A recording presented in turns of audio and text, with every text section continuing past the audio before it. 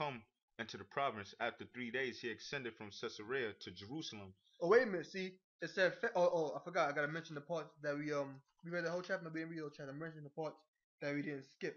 That mean that we skipped. You had Felix who was the governor. Basically, make a long story short, it was a centurion that had kept Paul, that had kept the apostle Paul, and Paul was given liberty that his acquaintances could come unto him and minister unto him. And Felix's wife, Drusilla, which was a Jewess, he had sent for Paul, and he had listened to the things that the apostle Paul had to say concerning Yahushua. And when he heard about the judgment that was to come, he had trembled with fear. And in the end, he had it so that the apostle Paul was left bound. In 2 years, and after 2 years, Porcius Festus came into Felix's room. In other words, he was the new governor. New governor, yeah. Cause when you go, I'm gonna go back to the Bible dictionary. Bro, the Bible dictionary, y'all should read on. You want me to read on? Okay, it says. No. I'm saying if they got Bible dictionary, they can read on. Okay. You know. Come on. I'm gonna read right here. There's Zondervan Bible dictionary. I'm gonna read a little bit about Felix.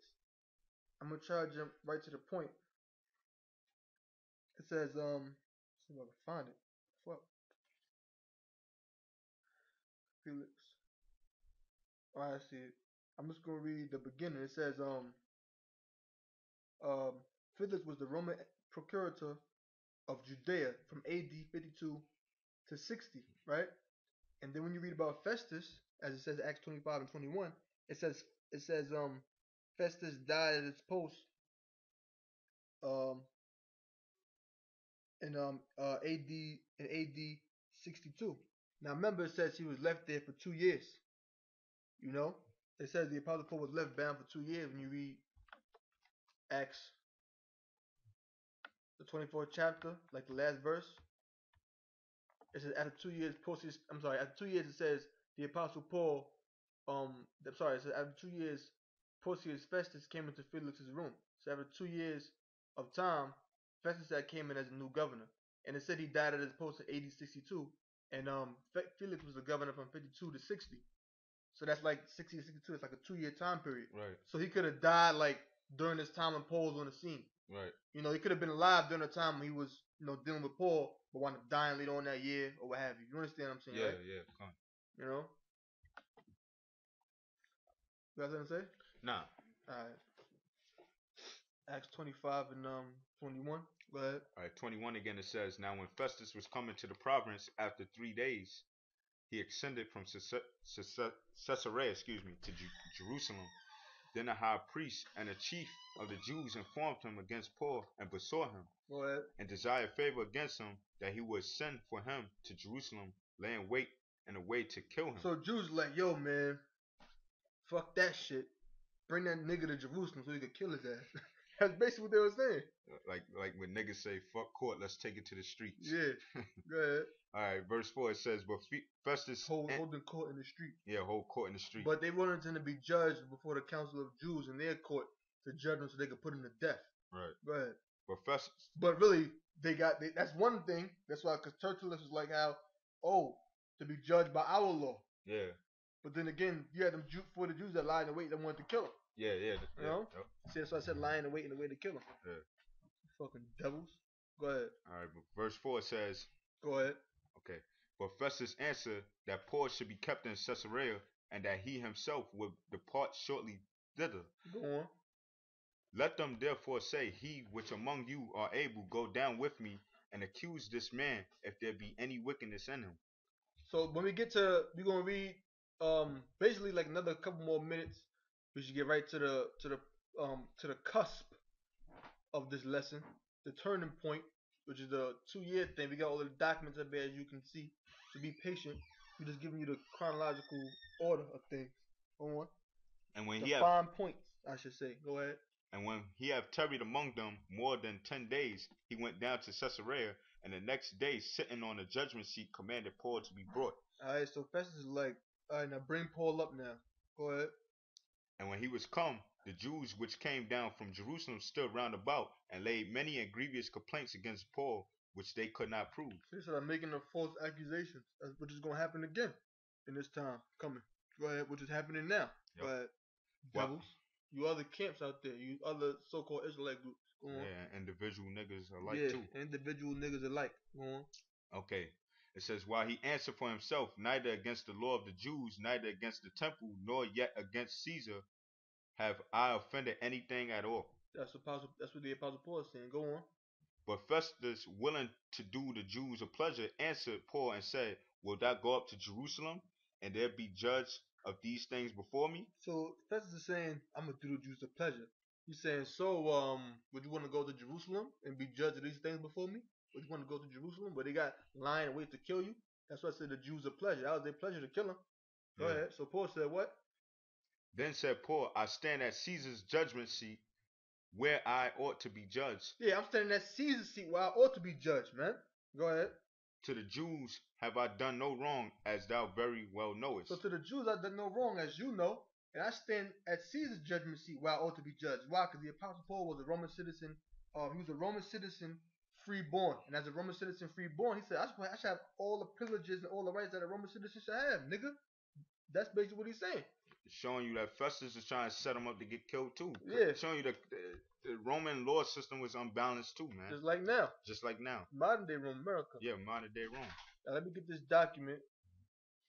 The Spirit had me find this thing. It's called Paul and his letters, right? When you read here, it speaks about Roman citizenship. And I'm gonna read this, I'm gonna read it since I know where. This says Roman citizenship was not common when Paul was born into it.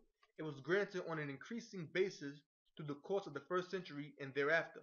Finally, in AD 212, it was extended to all inhabitants of the Roman Empire.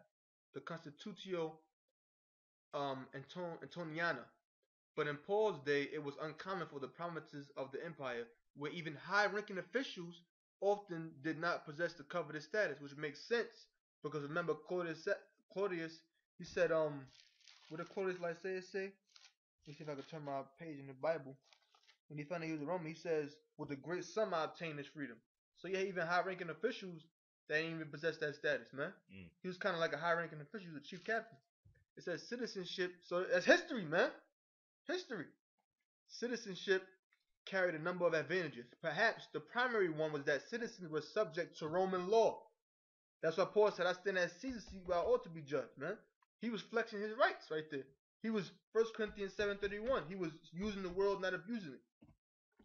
Not to the local laws of the provincial cities. A citizen could agree to trial by local law, but always retain the right to be heard before a Roman tribunal. Only a Roman citizen had the legal right to marry another Roman citizen. A citizen cannot be scourged or imprisoned without a hearing and the establishment of sufficient cause. In capital offenses, a citizen had the right to appeal the decision of a lower court to the emperor. Don't Paul gonna tell you that he appealed to Caesar. Yeah, it's the emperor. You know? In general, citizens were exempt from cruel punishments like crucifixion. So that's all we need right there. You got something to say? Oh, I think you about to say something. So that's history right there. So now you understand why the Apostle Paul said, I stand at Caesar to see where I ought to be judged, because he was a Roman citizen. I'm subject to Roman law, man. Not these local places. Go ahead. Alright, verse 11. For if I be an offender or have committed anything worthy of death, I refuse not to die. But if there be none of these things, wherefore these accuse me, no man may deliver me Whereof unto these accuse me. Whereof these accuse me. Whereof these accuse me, no man may deliver me unto them. Yeah, unto them Jews. Go ahead. I appeal unto Caesar. That's why I just said here. We just read right here. It said where said it at? The emperor. I think it's a little up. Or did you? It's a little up. It says in capital offenses, a citizen had the right to appeal the decision of a lower court to the emperor. So as a citizen, he had that right to do it. Right.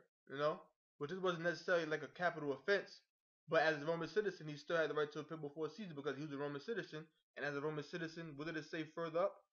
It said citizens were subject to Roman law, not local laws of the provincial cities. So he was subject to Roman law as a Roman citizen, not unto the law, not unto the Jews. Go ahead. Okay. Then Festus, when he had conferred with the council, answered, Hast thou appealed unto Caesar? Unto Caesar shalt thou go. When you go to appeal, it says, I'm just going to read it from here. It says, apply to a higher court for a reversal of decision of a lower court, and application to a higher court for a decision to be reversed. Because he wanted to go and bring the Apostle Paul to the Jews. You know what I'm saying? Right. Paul like, nah, man, I'm going to the I'm appealing to Caesar. I'm going to the higher courts. You just low level. You just the governor. I want to go before Caesar himself. You know? Because he knew he wasn't going to receive a Exactly. fair trial. Yeah. You know? Because he knew he wasn't going to receive a fair trial. He said, what the fuck is this shit, man? You want to bring me to the Jews so they could kill me? I'm appealing to Caesar. So I guess Paul was a punk. He didn't want to go in the ghetto. And Paul knew the law too. And Paul knew He the law knew too. Roman law as well as the laws, statute commandments of the Lord. Yeah, that's why Ellis be talking about the law, Yeah, they bring up certain the Black's Law Dictionary. Yeah. No other camp's going in that. Yeah. You know? Yeah. That's Roman laws. Yeah, it is. Fucking motherfuckers. Yeah. I know I'm trying not to curse, man, but you know, these niggas, you know? Yeah. Go ahead, All right, verse 13. And after certain days, King Agrippa and Bernice came unto Caesarea to salute Festus. Go on, let me move it up a little bit. Okay. For you, go ahead. And when they had been there many days, Festus declared Paul's cause unto the king, saying, there's a certain man left in bonds by Felix. Yeah, he was left in bonds by Felix. When Felix was in office, he was left in bonds by Felix. Go on. About whom, when I was at Jerusalem, the chief priests and the elders of the Jews informed me, desiring to have judgment against him. Go on. To whom I answered, it is not the manner of the Romans to deliver any man to die before that which is accused have the accusers face to face, and have license to answer for himself concerning the crime laid against him. Read on. Therefore when they would come hither without any delay, on the morrow I sat on the judgment seat and commanded the man to be brought forth. Let me move this up for you. Yeah, come. Screen kind of bright. Yeah. Go ahead. Okay. It says, against whom, when the accusers stood up, they brought none accusation of such things as I suppose. So they ain't bring the accusations that supposed they would. What happened? But had certain questions against him of their own superstition, and of one, Yahushua, which was dead, whom Paul affirmed to be alive. Go on. And because I doubt of such manner of questions, I asked him whether he would go to Jerusalem and there be judge of these matters. But when Paul had appealed to be reserved unto the hearing of Augustus, I commanded him to be kept till I might send him to Caesar. Excuse me. Go ahead. Then Agrippa said unto Festus, I will also hear the man myself tomorrow. He said, I'm going to hear him myself tomorrow. Go ahead. Said he, thou shalt hear him. And on the morrow, when Agrippa was coming, Bernice, with a great pomp, and was entering to the place of hearing with the chief captains and the principal men of the city at Festus' commandment, Paul was brought forth. And Festus said, notice they ain't mentioning Felix no more, because Festus is a new guy in office. Yeah. That's why I said after 2 years he came into his room. It don't mean after 2 years he fucking just took over his motel room.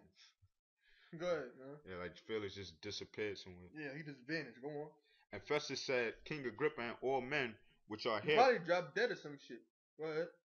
And all men which were here present with us, ye see this man about whom all the multitude of the Jews have dealt with, both at Jerusalem and dealt with me, both at Jerusalem and also here, crying that he ought not to live any longer. Go ahead.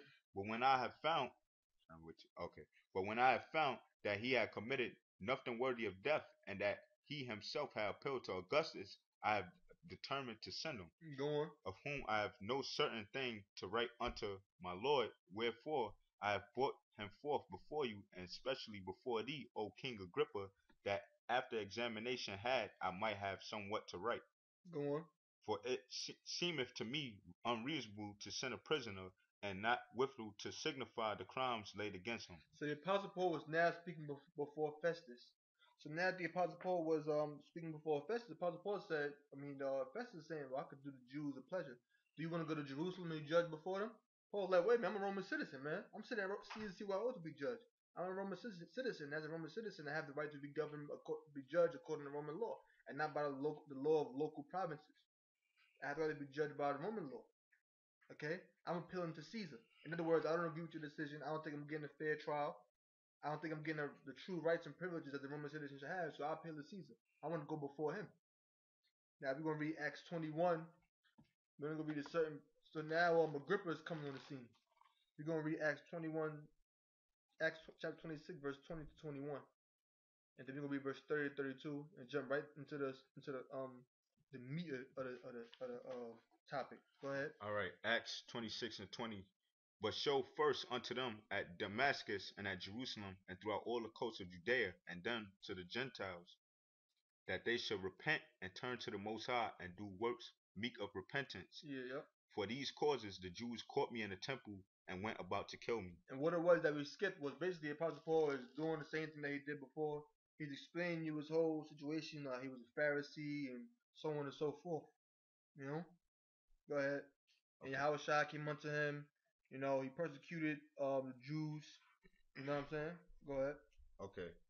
You want to jump to 30? Nah, 20 to 22. All right, 22. What verse you at now? 22? Yeah, I'm reading 22 now. All right, go ahead. Having therefore obtained help of the Most High, I continue unto this day, witnessing both to small and great, saying none other things than those which the prophets and Moses did say should come.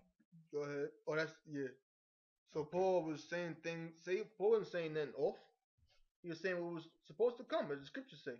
Of the Old Testament. Of the Old Testament. Yeah. So it tells you the law is still in effect. Yeah. Yahushua was already on the scene and died. So why the fuck is he talking about the Old Testament then? Why are you talking about the Old Testament if that was going off? That's the Old Testament. What? You know? Yeah. It's a cut right there. Yep. Go ahead. All right. Acts 26 and 30. To the last verse. Go Okay. on. And when he had thus spoken, the king rose up, and the governor and Bernice and they that sat with them. And when they were gone aside, they talked between themselves, saying, This man doeth nothing worthy of death or of bonds. Then said Agrippa unto Festus, This man might have been set at liberty if he have not appealed unto Caesar. Because he did nothing worthy to be put to death or nothing to be worthy of being bound. Basically, we didn't really skip much. Basically, what it was that we skipped was like the little dialogue that the Apostle Paul and Agrippa had with one another, and how the Apostle Paul was basically telling him about Yahushua. That's all it really was that we skipped. Now we're going to get to Acts 28th chapter, verse 11 and 23. And once we hit that right verse, then we go in. Basically, what it was that we skipped from the 26th chapter, from the 27th chapter until now, was the Apostle Paul when he was on the ship. Can you read verse 11 now? All right, Acts 28 and 11. I can read that, on your own. Go ahead. And after 3 months, now he's on his way to Rome. Go ahead. And after 3 months, we departed in the ship of Alexandria, which have wintered in the Isles, whose sign was Castor and Pollux. Castor and Pollux were the sons of Castor and Pollux. In fact, I'll just click on it because Spirit had me do a lesson on this called "Who is Castor and Pollux?" Probably like 50 minutes long or something like that. The word here is Dioscody. I don't want to click on it. It might be real loud. Let me see. Strong's G 1359. Dioscoroi. Dioscoroi. Castor and Pollux were twin sons of Jupiter and Leda, and were regarded as tutelary divinities of sailors. In other words, they were like a patron god, so to speak, a protecting god of sailors. That's why the ship that he was on bore the sign of Castor and Pollux. Castor and Pollux were sons of Jupiter and Leda. Jupiter was the Roman equivalent of Zeus, the Greek god Zeus. But also they didn't mention it was a Spartan king as well. I forgot which one was the son of the Spartan king. Basically, what happened was, according to the story, the myth says that Zeus had turned into a swan and had sex with Leda, and later on she had sex with the Spartan king, and she wound up being pregnant with 2 eggs. One egg had Castor and someone else in there, and the other egg had I believe it was Pollux and Helen of Troy. But I know Castor and Pollux were in 2 separate eggs. Castor and Pollux, I forget which one was immortal, because one of them were the sons of Zeus. One of them, being that Zeus was their father, they would then become immortal. And the other one was not mortal because his father was just a Spartan king. Right. And what happened was, make a long story short, they was injured. They was injured in the fight. I forgot which one was mortal, which one was not immortal. But I got the lessons on the page. And basically, when one of them was injured in the fight, he died, and the other one wanted to die with his brother, but he couldn't die. Why? Because he was immortal. So what happened was Zeus had it so that they became known as what's now known as the Gemini constellation, or what some people might call them Saint Elmo's fire. You understand? And they was given the power by Neptune, or also known as Poseidon, over the seas. That's why they became known as divinities of sailors. That's why the ship that he was on, which sails in the sea, had the sign of Castor and Pollux. makes complete sense. You know, when you get more into it, you'll hear about you watch the video, you hear about the boxing, you hear about the Argo sailors and the Jason and the Golden Fleece and the the shuttle that launched into space called Project Gemini, where they took two I believe it was two astronauts that went into one ship, two like twins, Right. Gemini, Castor and Pollux, the Argo sailors, Argonauts, astronauts. That's all in that lesson that was done. You know, but go ahead at verse 12. And landing at Syracuse, we tarried there 3 days, and from thence we fetched a compass and came to Rhegium. And after one day, the south wind blew, and we came the next day to Puteoli. You know what? Let's jump to verse 16. Let's jump to verse 16. All right, verse 16. Let me see. Yeah, go ahead. All right, verse 16. And when we came to Rome, the centurion delivered the prisoners to the captain of the guard. What? The prisoners was delivered to the captain of the guard. Go on. But Paul was suffered to dwell by himself with a soldier that kept him. Keep that in mind. Paul was suffered to dwell by himself with the soldier that kept him. Read on. And we're going to explain why. Go on. And it came to pass that after these 3 days, Paul called the chief of the Jews together, and when they would come together, he said unto them, Men and brethren, though I have committed nothing against the people, because he was accused of the crime. Go ahead. Or customs of our fathers, yet was I delivered prisoner from Jerusalem into the hands of the Romans. Go on. Can you bring it up a little? Yeah, go ahead. Who, when they would have examined me, would have let me go, because there was no cause of death in me. Go ahead. But when the Jews spake against it, because they wanted to kill him, Go ahead. I was constrained to appeal unto Caesar, not that I have aught to accuse my nation of. For this cause, therefore, have I called for you to see you and to speak with you, because that for the hope of Israel I am bound with this chain. We doing? All right, bring it up a little. Where you at? I'm right here, 21. Yeah, you can read it, verse 23. Okay. And they said unto him, We need to receive letters out of Judea concerning thee, neither any of the brethren that came showeth or spake any harm of thee.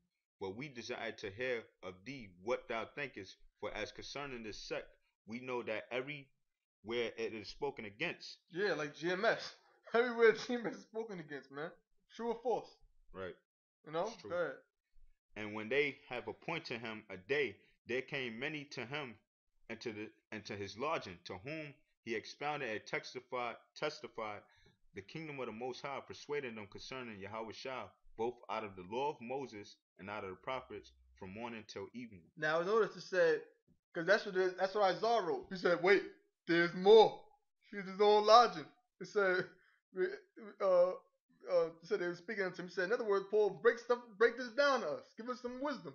He didn't know what the hell he was talking about. Right. So read the top again, bro. Okay, verse 23 again. And when they have appointed him a day, there came many to him into his lodging. Yeah, many into his lodging. Go ahead. Lodging, to whom he expounded and testified the kingdom of the Most High. Stop. So now we understand that Paul is in his lodging. But not only do you understand that the Apostle Paul is in his lodging, you've understood that pursuant to the 16th verse, he was dwelling by himself with the soldier that kept him. So Paul was in his lodging, dwelling with the soldier that kept him. Right. Well, why was he with a soldier? Is there any Roman laws that would explain why Paul would be indoors? Well, let's see. With a soldier? Yeah, with a soldier? What the hell is a soldier in his house for? Yeah. This is a webpage called, you'll see it all in post-production. Lord willing, you brother could see it right here. But this is Custodia. I'm going to read it, because I know how to, Come on, you gotta go. I know which parts to read. It says Custodia signifies a watching, guard, or care of anything. Hence it comes to mean custody, confinement. So he was confined. Right. Or restraint of a person. Paul. Then it said that they let the other prisoners go, but exactly. The soldier took him. It says it there. It says it right here.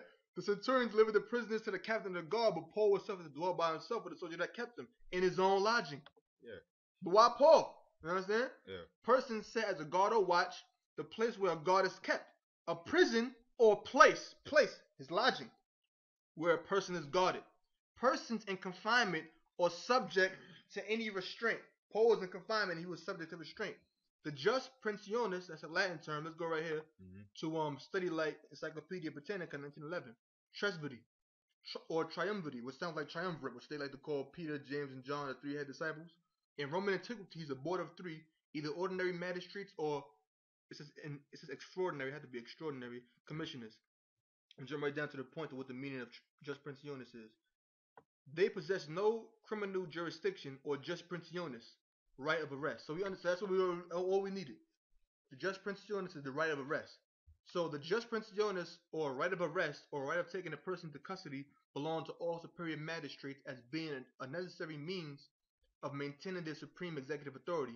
But the exercise of this right was checked under the Republic by the appellatio and by custom. And if I may add, appellatio is Latin for to appeal. Oh, okay. Oh, that's what it means. Zing, zing, zing. So that's why Paul went through that situation because he filed the appeal to Caesar. See, look at that. Okay. Come on, man. Got it, bro. No. That's a cut to that izar format, but you know. And it's the spirit of the Lord because the spirit of the Lord, through the spirit of Habashim Shah, because through the spirit of Habashim Shah, we was holding on this information before he even left out the camp. Yeah, kind. Before he even left out the camp. Because I was reading Acts, and I said to the brother Barack Gabar, I said, you know what, man, the lesson got to be done on this, because somebody could try to use that and say you could be indoors. Yeah, you said that to me as well. See? And what do you know? This dude, Izar Format. And then he wanted to fall out. He didn't even fall out yet. Yeah, he didn't even fall out yet. He didn't even make no videos. Nope. Then out of nowhere, boom. Yeah. Then he about to saying that in the video. Yeah. That's the spirit of the Lord who wants this to come out so brothers could be edified, so he could be cut. So you was set to be cut by this Izar Format. Yeah. You know? Because the Lord ain't with you. Spirit, yeah. Nigga. So it says, but the exercise of this right was checked under the Republic by the appellatio and by custom, or appeal. In respect to persons accused of a crime, Apostle Paul was accused of a crime. Right. He said they was making accusations of him that they couldn't prove. Come on. He was accused of a crime. Alright? No, let me go back to that. Lord willing, get the blue letter up. Go to the word prove. See if I can find it in the book of Acts. To show you, brothers, as we're reading on. Boom. See, I'm going to go to Acts 24 chapter and 13th verse. And this is the Apostle Paul right here speaking. And he says, they can't prove the thing that they speaking that they now accuse me. In Acts 24 chapter and 13th verse. And he said it here in Acts 25 and 7. He said, they can't prove none of these things that they're saying against me. They can't prove it. I'm going to read it. Acts 25 and 7. It says, and when he was come, the Jews which came down from Jerusalem stood round about and laid many and grievous complaints against Paul, which they could not prove. It's Acts 25 and 7. This is when he was before Festus. And it said, while he answered for himself, neither against the law of the Jews, neither against the temple, nor yet Caesar have I offended anything at all. So he hadn't offended anything because they was accusing the Apostle Paul of a crime. So someone who was accused of a crime, what happened if somebody was accused of a crime under Roman law? What Paul was under Roman law. And respected persons accused of a crime, which was Paul, right. It was the ordinary rule that they were not to be committed to prison while waiting their trial. So they wasn't supposed to be in prison upon waiting their trial. That's why he was dwelling with the soldier in his own lodging. Right. If they could find bail for their appearance. Now let's deal with that now. I'm going to go to the book of Acts. I'm going to Acts, I think it's Acts 23rd chapter. Let me see if I can find it right here in my Bible real quick. This is Acts 24 and 23. Acts 24 chapter and 23rd verse. Now we're going to explain the bail thing and all of that. It says, in respect of persons, let me cut this one real quick. You can see something real quick, up? Yeah, so basically we're going to enter it in detail of how it led up into Paul, being in a position of being indoors. He was indoors 2 years. Yeah. Like other Ronald was saying, he was saying, if he's under their custody, how the fuck he's gonna be out there teaching? Yeah. How is he gonna be out there walking, doing whatever the hell he want? Right.